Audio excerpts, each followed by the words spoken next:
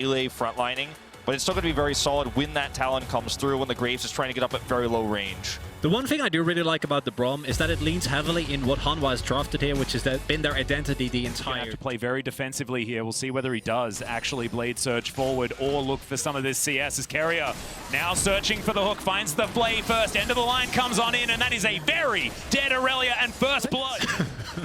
Yep. Seen a fair bit of that. Well, this Drake is going to go over for free because there's a little bit of a hole in T1's vision. And just a little bit here. Some last-minute plates to come through, or last 3-minute plates, I guess. You want to be technically correct. As Gumayusi looking for Vista here underneath the turret. The flash gets him out of the way of the hook as Vista's looking to keep himself alive. Ona now in trouble as Deft turns up once again. He gets exhausted immediately. Vista, what the heck was that? Unbelievable play from the Hanwha Life support. But T1 have had a lot of these swings in the past. Now they go in on Deft. Yeah, Ona's looking for the dive. This turret is so extraordinarily low. They get themselves the teleport out as Gumayusi taking a lot of damage here as well. Deft moving forward as Hanwha. They do have all the boys together. Yeah, they're going to look for a fight might need here. to get out of this one. Yeah, exactly right. Troll Ward goes down. Hanwha Life wrestle back some vision Not control. too far and getting hooked in. Now Gumayusi's still going to be able to pick this up, but I do love the investment from Hanwha to like try and actually hold onto their objective. Sidestepped by the Zoe. And T1 wrestled out of the river as there's the Moonlight Vigil to come down. Morgan could be in trouble here. Flashes the hook. Not quite long enough. Great double stun there from Morgan, but they are still going to be able to get pressure onto this turret. T1 wanting to grab that is now Vista looking to come round once again. There's the ulti to come through for Morgan. Only one person can take that lantern, and now Canna could be in trouble. He's down so low and trying to get the damage out as Deft finishes him off in the end. Morgan likely to fall as well. It's 2 for 1 so far for T1. And Hanwha Life Esports now forced to leave. Flash comes out from Chovy. That's one that he stole away as T1 are on the wrong side of this Drake, but now with the man advantage. It's not over just yet. They keep looking. I mean, this is so risky for Hanwha Life Esports here. Ona parkouring his way in. There's the Shockwave ball delivery system here, and Vista, he's going to go golden for a little while. Stands beside Willa, keeps himself alive for the moment. As Ona, below half health, great hook to come through from Carrier, but there is another stopwatch from this team. Of course, Willa, no way out. Trying to hit these pot shots while everyone else is blocking, and they're coming back in. Does Deft have ultimate? No, he doesn't, as Ona could be in trouble here. One last auto. It's actually going to be the Zoe that picks it up with a bubble. I think the shot calling is a little bit crisper, but in terms of raw mechanics, Hanwha Life is showing why they're in this quarterfinal. Yep, Vista caught in amongst a whole lot of people as the Shockwave finds absolutely no one still. Carrier locks down that kill in the meantime. And the Aurelia, and of course the Braum, in this very rare circumstance where you can actually pull it off, is to actually pull people out of their engages as Deft might be in trouble. Yeah, kind of looking for the dive right underneath this turret. He had the shield bow, and he's absolutely fine. Just walks, takes down the 80 carry of Hanwha Life Esports. He's got plated steel caps. He's going to live through the damage that Misfortune can put off. And in that extended trade, you're always going to win when you have the shield bow, even under turret.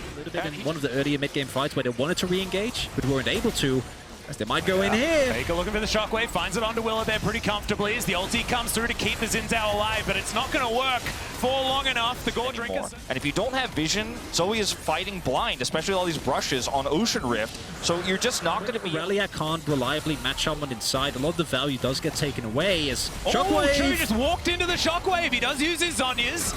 Try and keep himself up, and now will flash away, but Willa is going to pay for his sins. The ulti comes down, and it is not going to... They're already so far ahead. You don't have a jungler anymore as Hanwha Life Esports. 100% you can take this. Hanwha Life, this is a mistake to challenge. Yeah, well, Carrier finds yet another hook, but there's no backup, as now Morgan looking to get in there. Does dive into the back of the pit, as Hanwha looking for more. The Baron does go over to T1, but can they keep themselves alive? Will any of these Barons make it out of the pit, as Guma is about to say yes? The bullet time not finding the value they were looking for, but the bubble will now connect. And Chovy's going to find the paddle star there as well, so Ona is lane. And then you have Aphelios in Guma, who's going to just be there anyway, and you can set up a 4-1 and still utilize the power of the Baron. Well, speaking of utilizing things, Vista going to throw out his ultimate. Ona just going to say, no. These portal jumps are dangerous, but he does need to try and utilize them as these turrets are just falling one after the other. Vista, no ultimate available. Ludi's still stepping forward, trying to deny this turret from T1, but it is not going to work.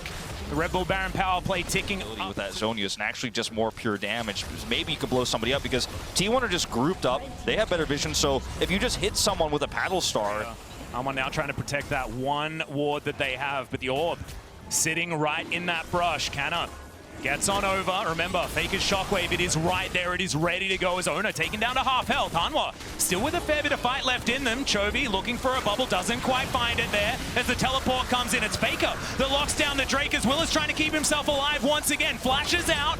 So late, then they had to flash out. Willer's flashless. I mean, T1 are looking to actually start finishing this game shortly here. You make any mistakes as Hanwha, the game ends. Well, now Morgan away this red buff. The entire jungle on both sides of the map belongs to T1. Is okay, Ono gonna take a little bit of a nap here, but he's just so tanky. Willer can't say the same thing as Morgan looks for some stuns, but he's not gonna quite find them. The Crescent Guard looks to try and keep Willer alive, but it isn't going to be enough as Canna's gonna get knocked up, but that is just disengaged from Hanwha Life. Another dive forward as it is gonna be a bit sleepy for Owner, but he is gonna be able to make his way out. And all of these attempted picks, Chovy's landed so many bubbles, but it just does not matter. And while this happened, T1 had a way set up on bot side to shove pushed into the turret, getting damage, giving up free minions as well. I mean, this is a fight that T1 just avoided by tossing ultimates into a choke. It was about 15 minutes into the game until about 25 is when they theoretically should have been strong. That time has gone. T1 in so much control as Hanwha trying to do their very best to defend their base, but 2 inhibitors go down. 3-man Shockwave just found out of nowhere from Faker as Willer. The only way that he can go is forward. He is in Zhao. This kid has not changed. And T1, they're looking to end it all right here, right now, as Morgan very low as well. Trying to defend that one Nexus turret. Visca being a valiant defender, but I don't think it's going to be enough. The Nexus turrets just melt at the hands of Gumayusi's Crescendum. The Nexus going to follow suit, and T1, all business in game one. Loved the look on Morgan's face when he got his Renekton. Of course, like, we've been talking about Morgan's improved, things like that. No, Morgan just started picking Renekton again, because that is the champion that is 150. Oh, engaging in onto T1 is dangerous, though, as we've got a back coming through from Morgan, maybe thinking about getting himself an item. A teleport coming on down from T1 as Faker's going to get hooked, has the ultimate, keeps himself alive. Chains of Corruption come out as well, though, as Deft looking for some arrows. Shelly getting in amongst it as well, as she eventually decides that she wants to get out, as Chovy bullying Gumayusi away from this pit, and T1, they don't want the fight. T1, I mean, they really just got completely out-rotated here. Morgan's on the backside, by the way, and is going to be able to catch this wave, but hit point advantage goes to Hanwha Esports. They've got long range engaged too. You have to respect this as T1. This could be a huge mistake. There's a teleport coming through top side here. That's the second teleport to come on in. Faker, no flash available, but now has full health once again. As Morgan, he can blast cone over, but the information is now there from T1. They know that this isn't going to work out, as Owner is going to steal away the Rift Herald. Now Morgan diving on in immediately. He gets exhausted. Canna looking for Willer on the backline, but has he overextended? It's a question. Morgan staying alive for so long, and first blood goes to Faker. Chovy gets smashed into the wall at the back of Shelly's pit, but does make his way out. Gumayusi trying to get him, as they're not going to fall for that funny business. It's a double kill for Faker, and T1 a huge lead in the early. You push Morgan away in that moment. He can't come in on top of everybody else. Faker teleported to the top side of that fight. At the beginning was really scary, but they ended up winning the fight at the end of the day. And so much aggression, so much all-in. Hanwha Esports very quickly running out of options this game. And trading even here, like, yeah, maybe Morgan, you know, is able to pick up extra plates compared to Gumayusi, but it's who does the goal deal bad trades? And in of itself, it says a lot that you call a basically, like, what was it, 8-10 minute fight with a composition already their Hail Mary. Like, that's not a good place to be in as a team. And I think that this is something that we've seen Hanwha do a lot domestically, right? Like, this is one of the reasons why this team has faltered so much in summer. And we can still see. The other thing is, like, right now is Chovy, watch him try to find any damage, and it's just not realistic. Well, the rest of the team coming on over. Shirley's down very, very low as it's the flash on forward to get things started, but Willer just throws his life away in the end. Canna, yep, pretty immune right now as Vista looking to try and get his way out. Oh, not quite able to land the passive just there as the piercing arrow does a lot of work. Canna eventually, with the help of a few dots, is able to take down the Nautilus. As over the wall goes Chovy and into the death chamber with him, as Morgan as well trying to walk his way out. T1 extraordinarily far ahead right now, 5-0 in the kills. Shirley steps up and they're looking to break down this turret, as Canada's standing in, getting a bit of his thumbs up out there. And this could just be 2 turrets right here. That right This Poppy You can't all-in Faker, because Faker's ult's up. You can't all-in Gumayusi because Keria is with him non-stop. You need everybody to go in all at once. They're still trying to find something, though, as Canna dives on forward. It is going to be T1 locking down the Drake, but can they win the fight? And I think that the answer to that is yes. Is Chovy able to get back over the wall in their region? Because that's not what this represents, right? This represents T1 tidying up their gameplay so much more, as this was a 5-game series. Is now Canna looking to try and get more done. Gumayusi, a massive ulti in the backline. The Varus just dies. I didn't even see what he got hit by. It just gets completely obliterated. Baby coming through. It was just needled. He was just needled, as Canna is just so extraordinarily strong right now. Willa trying to get away, but he's not going to be able to. Gets the thumbs up, and Canna is indeed unstoppable. And this is giving me flashbacks to what we saw, as he might still get popped here. Well, we'll see how immune he's going to be. We're going to try and cut down the Crocodile. It's going to be difficult, but does still have his circle available. Yeah, exactly. T1, they can just go over and grab it. And yes, congratulations, Hanwha Esports. You do have yourselves a Baron. But Faker is going to come through and try and do a 1v2. Ults himself. Gets a bit of extra damage down there, but Faker should still die, but no. Able to walk his way out. He's against a very squishy Varus, who has no protection with the support that they've chosen for him, right? He's playing with T1 continuing to push their advantage forward, though, as the Claw is threatened there by Faker, but instead they're just going to take this turret. All just standing in the mist alongside. Game. And if you're a Hanwha Esports fan, the tears might already be flowing a little bit. And yeah, it's really, really rough. They're going to fight for this blue buff. It is going to be secured there by Chovy, so at least there's that. And now Owner actually in a bit of trouble. He's going to flash his way out. Faker there to follow up, though, as he dives on forward with that Ring of Frost. Still has the ultimate. Also has a Zhonya's as well, as Faker actually going to fall here. He'd already used that Frozen Tomb, so unfortunately no option to have that one. It's a 1-for-1 thus far. Still trading evenly here on Hanwha Esports side. We were saying that, you know, that's bad. When you're behind, generally it's good, but I don't know. With the draft, it's so difficult here for Hanwha. With how gimme of a fight that was for T1, the fact that this is this close is a bad sign. I mean, T1 were way out of position, and they still end up trading it back. It's free. Diving forward. Keeps going. And it also is something of a showcase of how League has changed over the years. Because I think if Chovy was a player... Come through, but there's so much vision here for T1 that Hanwha Esports had to push through. It's going to rush it down.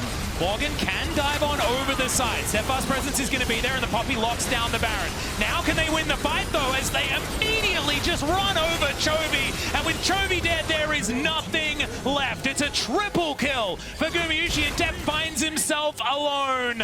I think this is the end for Hanwha Esports in game number 2.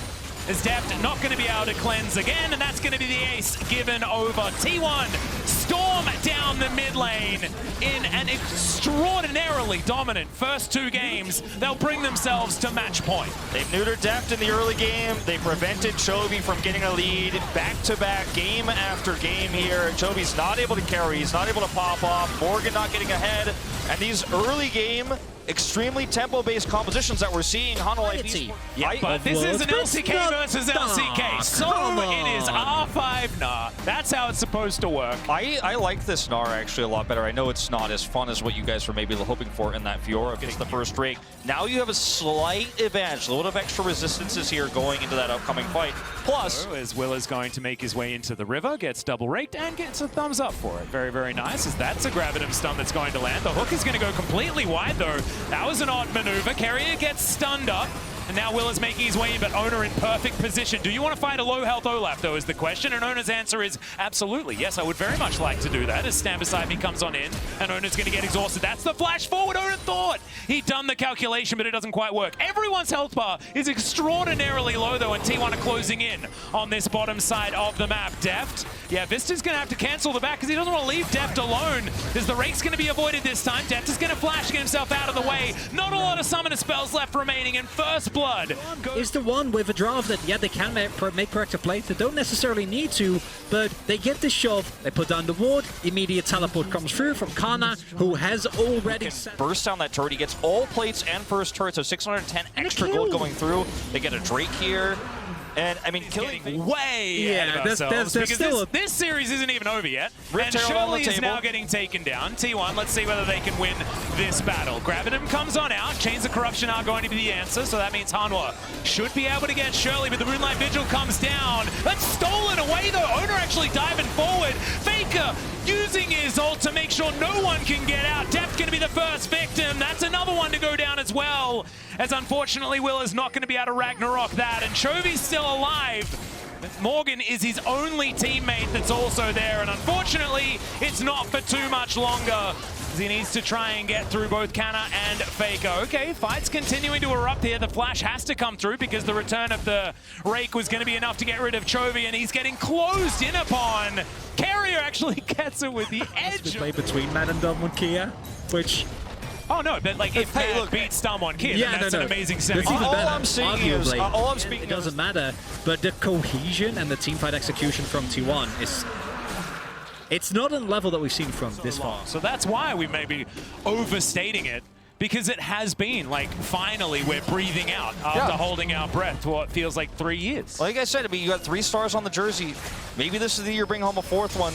Looks a lot more hopeful for me than when I watched T1 in 2019. As Chovy finds himself alone here, we'll be able to get out, but that's going to be a dead turret. And I mean, we Esports don't have any vision on the Baron. They know what's being done, though. They're going to go through this choke point. Yeah, some scary guns on Gumayusi as well as the ult comes forward from Vista, trying to start this one off in their favor. It's not the steal, and it's just a dead Willa to start this one off. But at least Morgan dives on forward, takes out Faker, tries to drive by, but it's not going to work.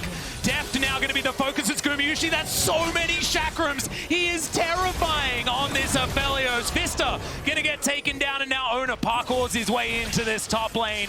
Deft a sitting duck right now. And it's the double kill to come through from the T1 jungler. And that, I think, was the... From Hanwha, they need a lead. We have seen these comps work if they get out early, but now Carrier is going to get hooked. Don't miss. Yeah, Carrier is just a little bit too good on this Thresh. As Faker's going to come on through, throws down the ultimate. That is going to be Soul Point now available for T1, but I don't know whether this game has another 5 minutes in it, as this inner turret's getting sieged up. To check in on that Red Bull Baron power play, we're very close to 4K. And Faker's going to take down the inner turret in the mid lane. Same to be said for this bottom lane for the rest of T1. And we're going to head towards about that 5,000 mark. Hanwha Life, can they actually defend this is the question. I think the answer is almost a glaring no. As Canna walks on forward, he's got the Meganar, slows down Deft. No flash available here though, so can't close the gap. But it doesn't matter. I mean, they're just obliterating the base of Hanwha Life Esports, and Hanwha just looks like they don't have a response. Chovy trying to look for a flank, but he has to sweep out all of this vision. And T1, they've got all of the answers. Gumayusi now with the Graviton stuns up almost everyone by himself, gets the ulti out from Vista. And now Hanwha have to get back to their fountain. What? They return to form, and I hate to say it, but I don't think people will be talking about this series from years to come. This is one of those series for a miracle if you're a Hanwha Life Esports fan. Tournament life on the line here. I don't know, man. Even a miracle may not be enough here as Hanwha, they don't even get towards the pit. The Baron is secured. Willa now down extraordinarily low. It says he's unstoppable, but it's looking pretty stoppable right now as Gumayusi's dominating as he takes down the jungler. Hanwha now running for the hills as quickly as possible. Decent disengage ult from Vista as Chovy dives into the backline. Gets exhausted though straight away. Morgan with the dominance gets on top of Gumayusi, but there's so much peel and he is going to be okay. Lantern thrown out for Faker as Chovy flashes himself out of the way. Morgan doing the same thing as Owner goes golden. Vista and Deft still alive for the moment. But the talent has found Avaris, and yes, the base is being absolutely destroyed. Chovy now on the wrong side, and this is going to be the ace almost, as Morgan the only one left remaining. But Nexus turrets aren't going to be here, and T1, they are just looking to end this game right here and put Hanwha Life Esports out of their misery. Canna was staying there for quite some time, but honestly, he probably can, as the rest of T1 are going to turn up. This game would have already been over if Faker was actually able to finish his teleport. He was teleporting to the bot side wave, but Chovy interrupted him. It doesn't even matter though. It's heroic, but it's not going to matter. T1 will 3-0 Hanwha Life Esports. They wanted to do this in the World's Gauntlet. Thankfully, they got a second try, and damn, second time was the charm. T1 advanced to the semifinals in The most dominant fashion, I think. Or like try and go for scaling. The reality was they were failing at what their comp was trying to achieve. And if you're just doing, if you're just like, hey, we have a great level 6 skirmish comp, we're gonna be relentless around Heralds and we ain't winning those, we got a problem. I mean, it's brutal. 43 kills to 9, 61.8% of T1's time spent in a major lead. Hanwha Life Esports never had a major lead at any point. That's fair. You get a first blood. Yeah. You know, you can get a major lead for like 30 seconds. It's really hard to get 0. Especially when, again, you're drafting LeBlanc, you're drafting Renekton, you're taking the Varus, you're bringing out the Olaf. So, yeah, again, it was really rough for Hanwha. I think you could tell some of their players probably had nerves. I think Willer looked much worse today than he did in the group stage, sadly. And just very limited by, I'd say, an understanding of what their team's good at, right? Sure, we're kind of hating on their drafts, but at the same time, they at least kept picking champions their players are proficient on. Yeah. And I think the biggest thing is that we saw... Thank you very much, Dracos. I'm very happy to be joined here by Faker after T1 wins their quarterfinal over Hanwha Life. Now, it was an incredibly impressive performance from the side of T1. So I have to ask, it looks like T1 has just improved day after day here at the World Championship. How do you reflect on the growth of the team so far? 네, 우선 승리 너무 축하드립니다. 정말 인상 깊고 압도적인 그런 경기력을 선보여 주셨는데요. 이번 월즈에 오신 후로 매일같이 계속 발전하는 진보적인 모습을 보여주고 계십니다. 지금 팀의 성장에 대해서 어떻게 생각하시나요? 일단은 저희는 항상 상대팀을 보고 배우고 있고 그리고 또 이제 선수들이 노력도 굉장히 많이 하기 때문에 좋은 결과가 갈수록 많이 생겨나는 것 같습니다. First off, we always focus on our opponent. We try to learn from them, and also all the individual players are doing their best to improve. So we were able to make such a great growth. It was really impressive, and I have to say, Worlds really isn't the same if you and T1 aren't there.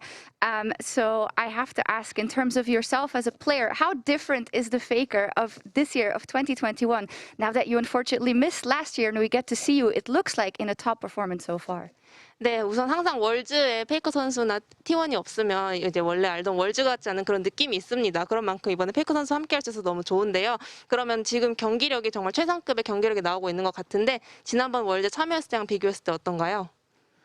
일단 올해 같은 경우에는 선수들도 굉장히 패기가 있고 그리고 경기 플레이 스타일 자체도 많이 바뀌었기 때문에 이전 경기들과 좀 이전 월즈들과 다르게 조금 더 재밌는 경기를 보실 수 있을 거라고 생각하고 있고 그리고 저희도 이제 저 개인적으로도 이제 좀 올해는 정말 열심히 노력해서 우승해야겠다라고 각오를 했기 때문에 더 열심히 하고 있습니다.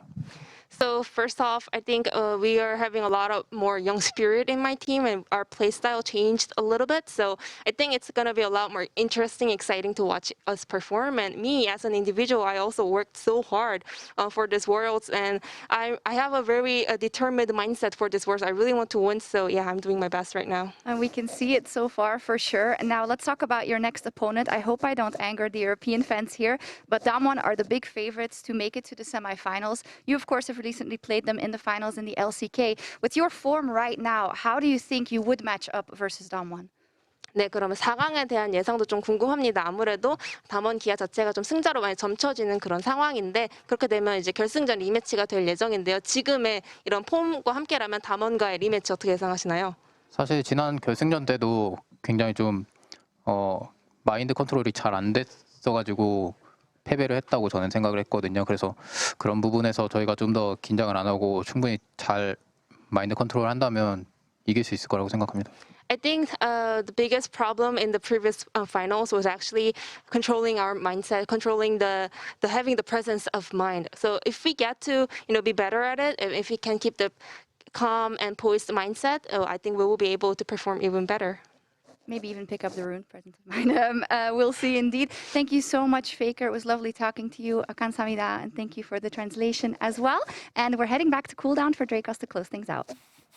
Wow. Love to hear it. There it is. I was concerned for a second. I thought when you were saying mind control, I was like, all thought the same thing. I was like, let's see if they can make mistakes. Control their mindset. There we go. As we learn from Understand. I love We're it. not being mind controlled by Down1. We don't need any of that conspiracy theory coming out. Obviously, fantastic day. Like, you can look ahead to that series. We'll see what happens between Mad Lions and Down1 a little bit later. But tomorrow, the series that we immediately need to focus on is none other than RNG versus EDG. There's a lot of old spirit here. You know, Faker's talking about that young spirit on his team. There's a lot of old spirit here. And I've got old LPL caster, current LPL caster. So let's talk about this one a little bit. What are the initial thoughts? You know, this one actually is the matchup I look at the most, and I'm like, I honestly have no idea which way it'll go.